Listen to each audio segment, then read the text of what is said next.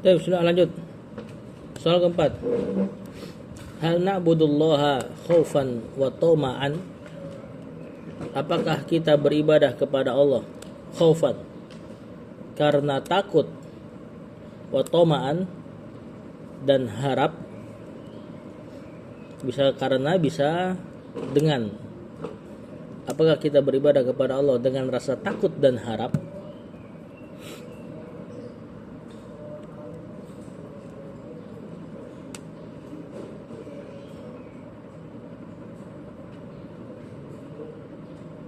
Dah? Karena rasa takut apa tadi?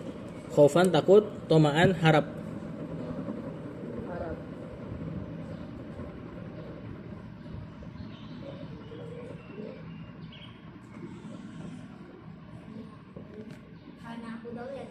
Hal na'budu. Ha.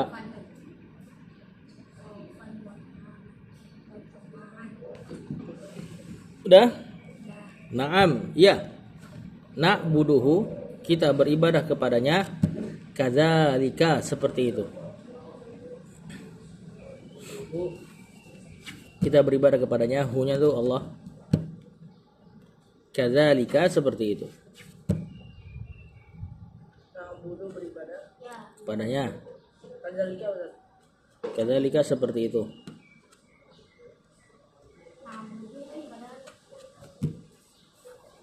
Qala ta'ala, Allah Ta'ala berfirman. Kalau udah sering ulang seperti qala, udah enggak usah terjemahkan lagi. Qala Ta'ala, Allah berfirman. Yasiful mu'minin, yasifu mensifati. Al-mu'minin apa artinya? Hah? Orang-orang beriman, orang-orang mukmin. Enggak usah terjemahkan lagi ya. Mensifati. Yasiful mu'minina. Apa kata Allah? Orang-orang yang Allah puji. Ini di surat As-Sajdah.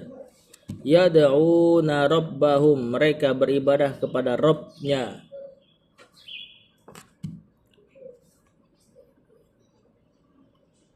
Khaufan wa tama'an. Takut dan harap.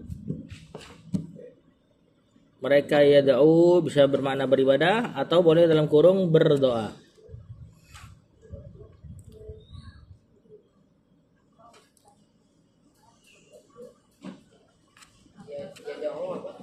Bisa berdoa, bisa beribadah. Dua-duanya diterjemahkan.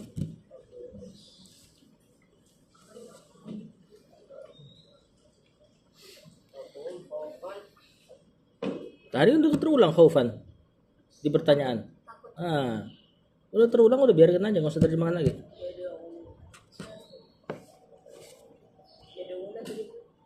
Beribadah atau berdoa.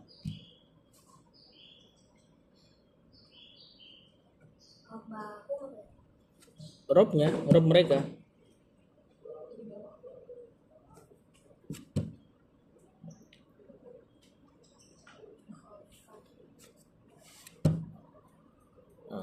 Allah mensifati orang-orang mukmin, ini yang Allah puji di surat As-Sajdah, bahwasanya mereka beribadah kepada Allah dengan rasa takut dan harap. Sebenarnya ada 3. Nanti rukun ibadah ada 3.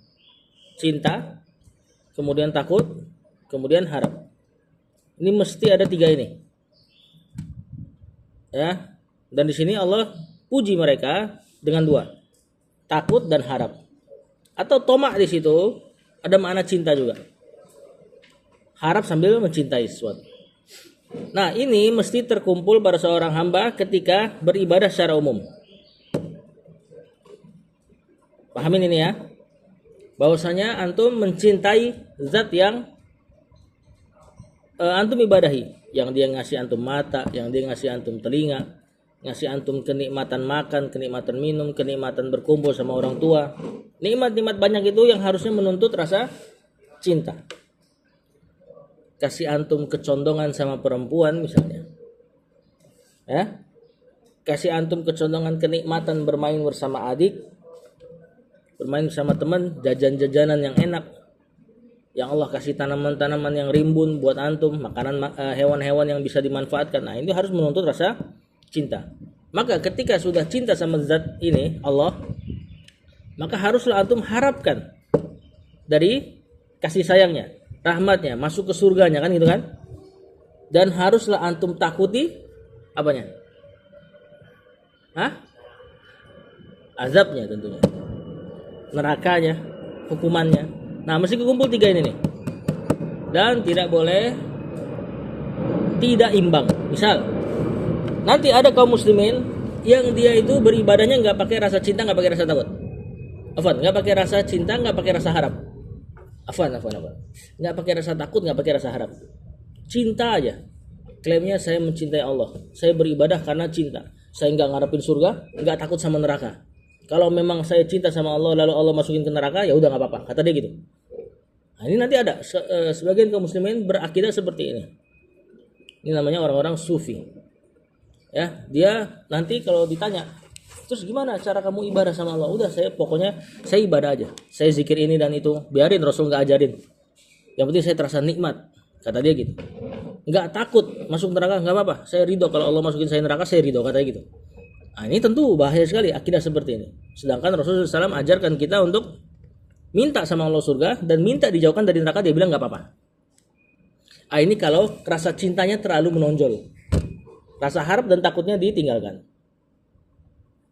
Ada kaum muslimin yang lain, rasa cintanya tidak ada, rasa harapnya tidak ada, ibadahnya dengan rasa takut.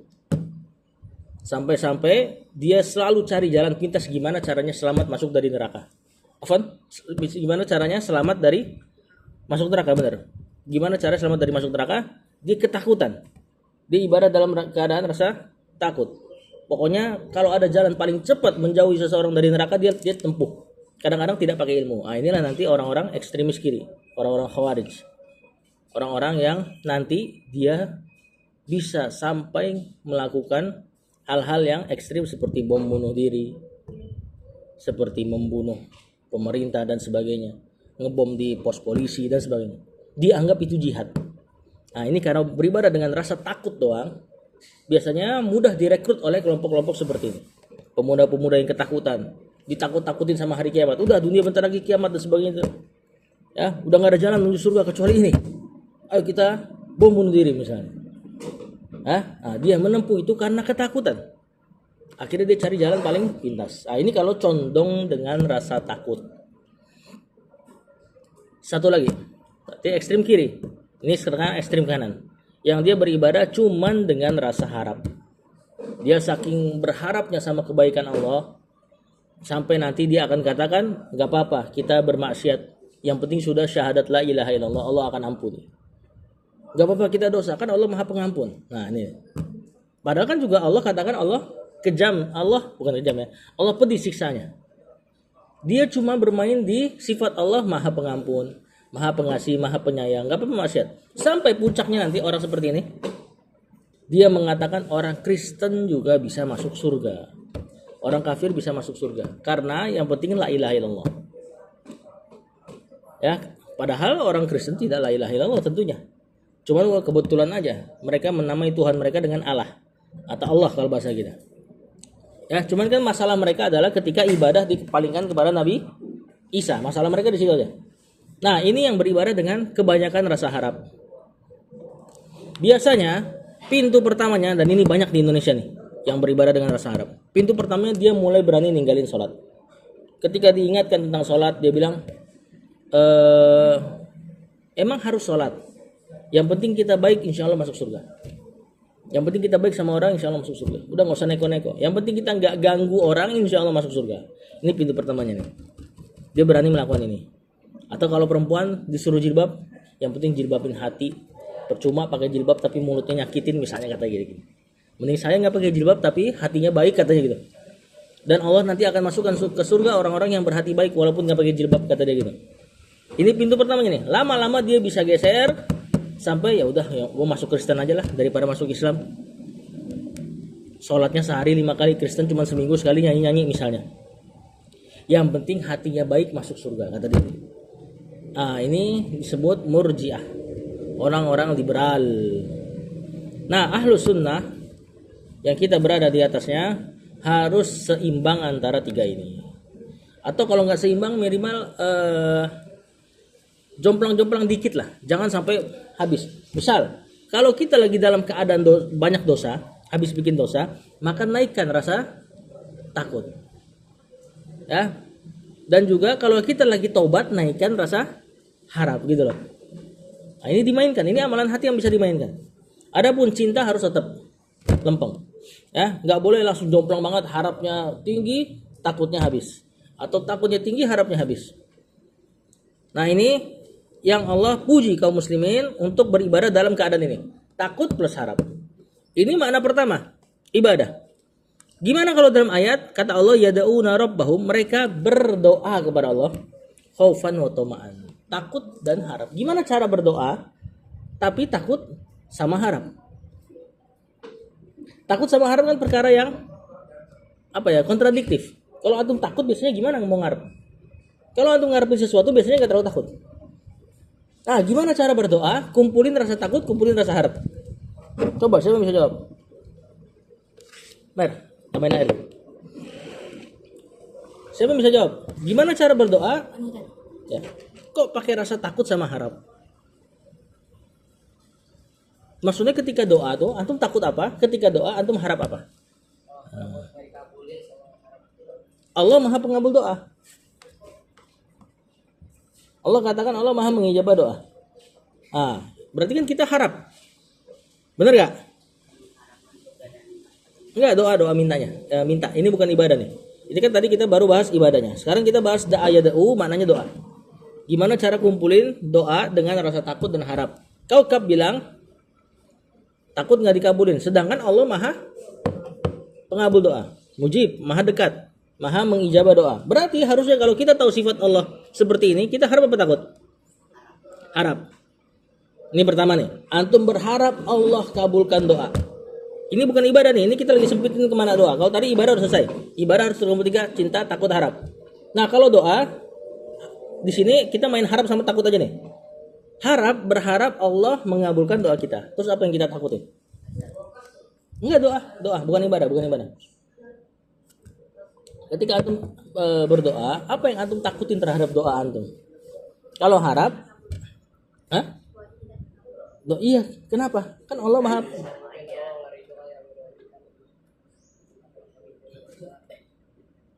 hampir. Allah Maha Pengabul doa. Allah Maha dekat, Allah Maha mengijabah doa. Harap kita sama Dia. Nah, terus apa yang kita takutin? Takut salah doa. Intinya siapa yang ditakutin? Allah kita harapkan. Siapa? Kitanya. Jadi ketika antum doa, yang antum takutin apa? Antum takut diri antum nggak pantas doa.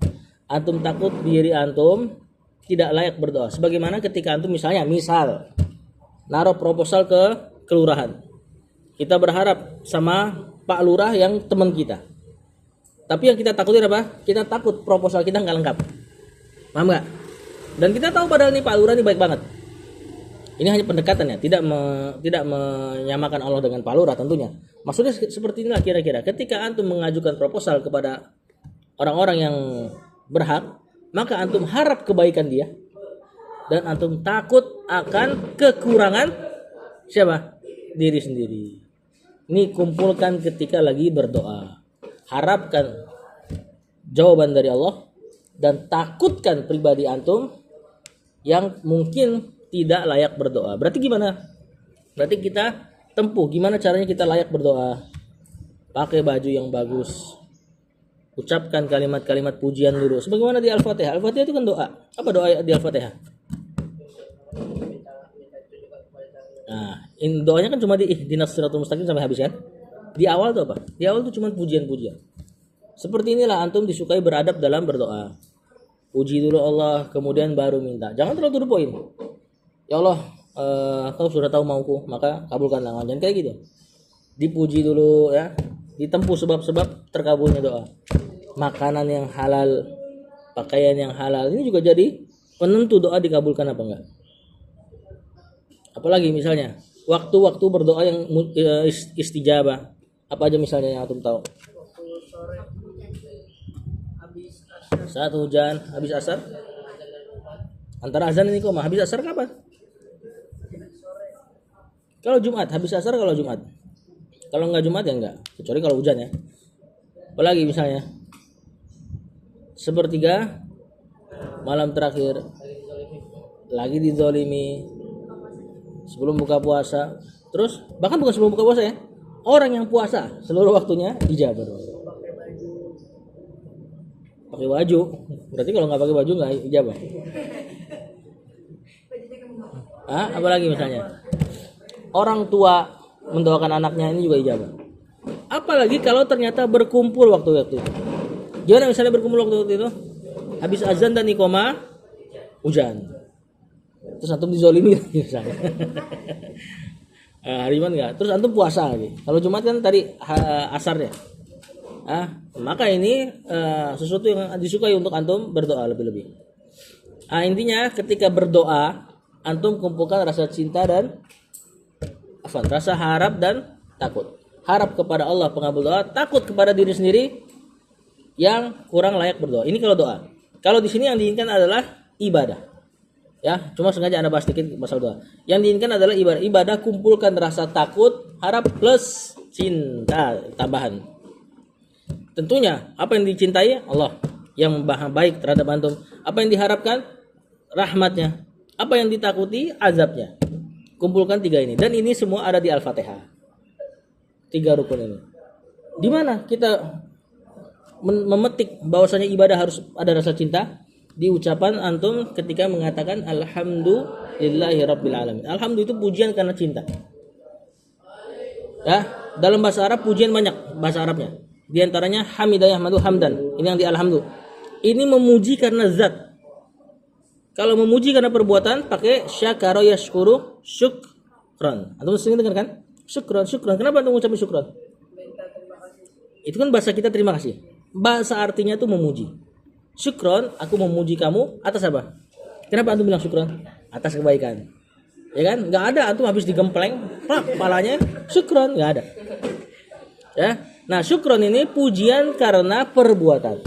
Yang antum ucapkan di surat Al-Fatihah bukan asyukru lillahi rabbil alamin, bukan.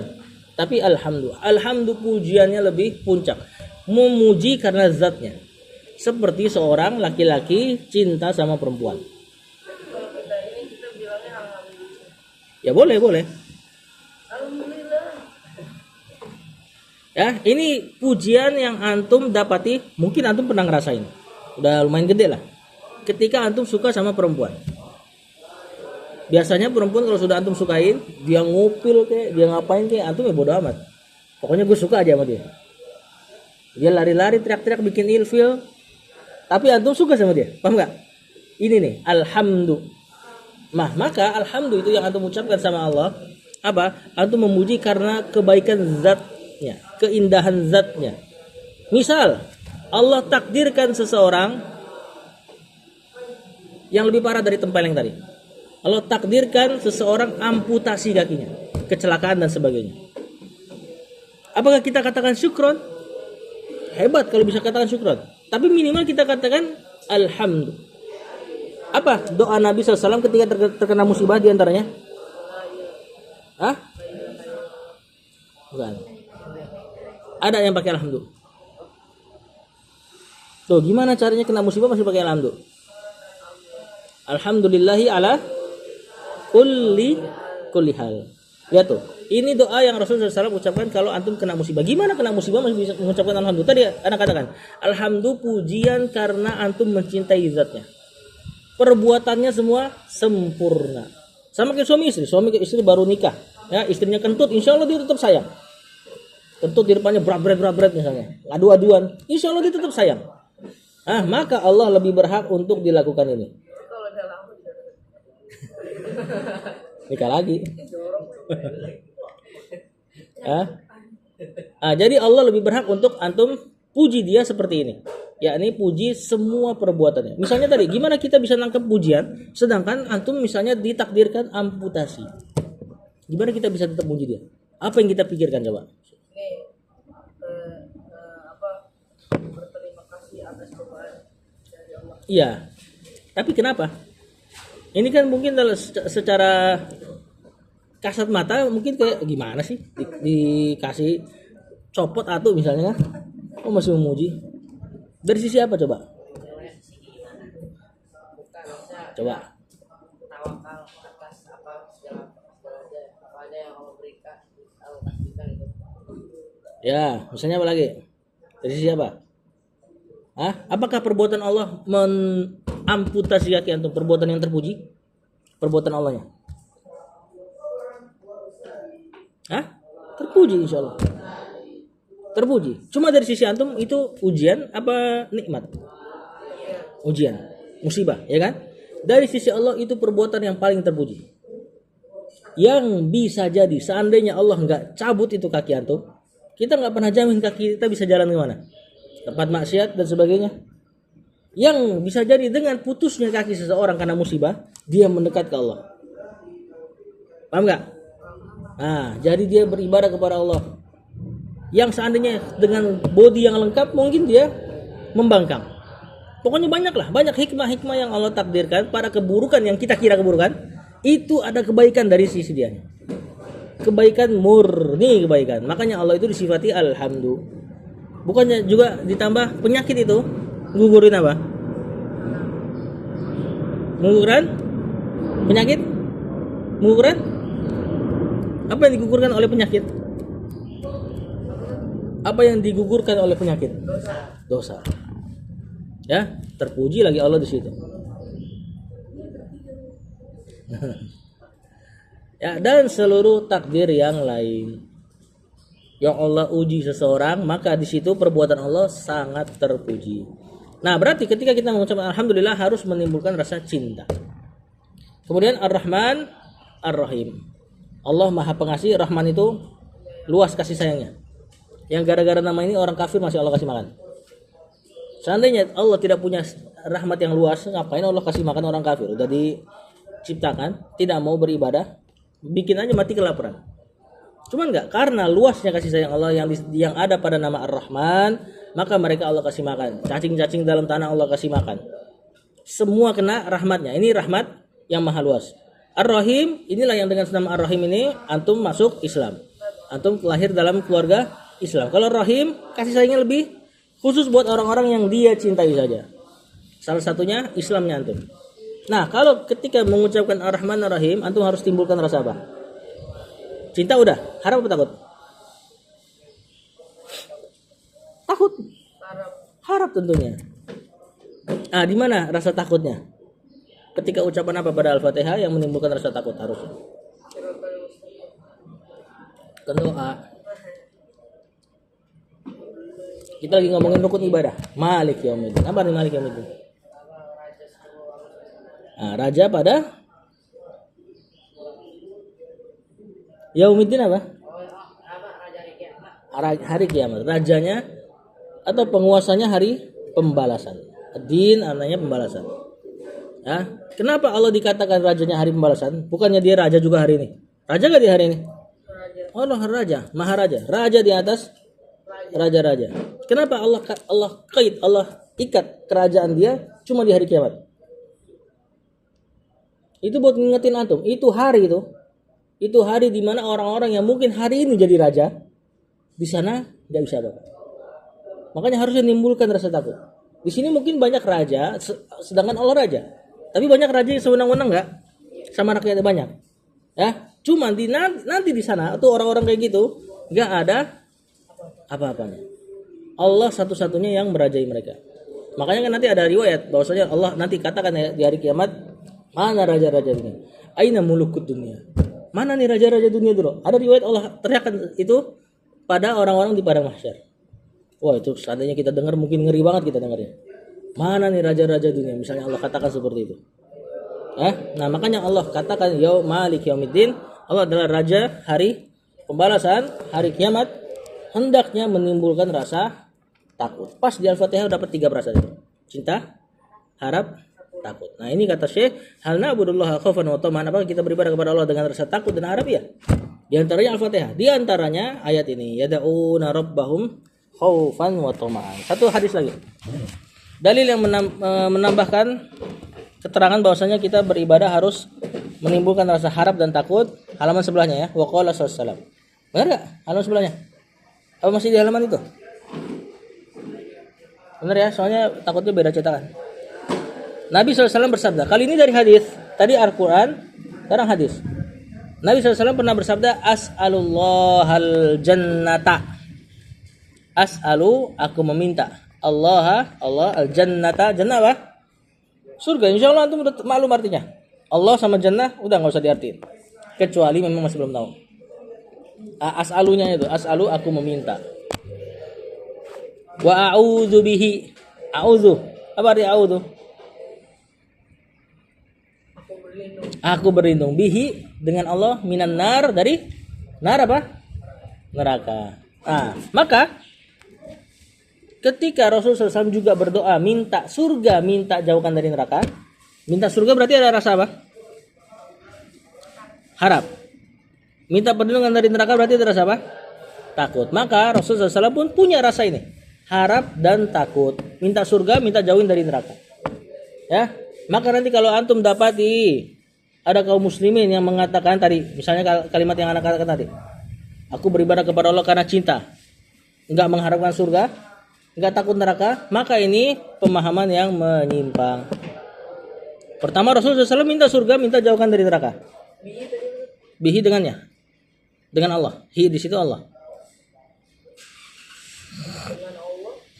Aku berlindung dengan Allah, maksudnya kepada Allah ya. Minan nar, dari neraka. Nar udah jelas lah maknanya neraka. Jadi ini asas ini. As'alu meminta, aku meminta. Belum ana mau jelaskan nih kalau udah nih. Dah, maka tadi temennya tadi tanya, antum mau tanya lagi. Aku meminta.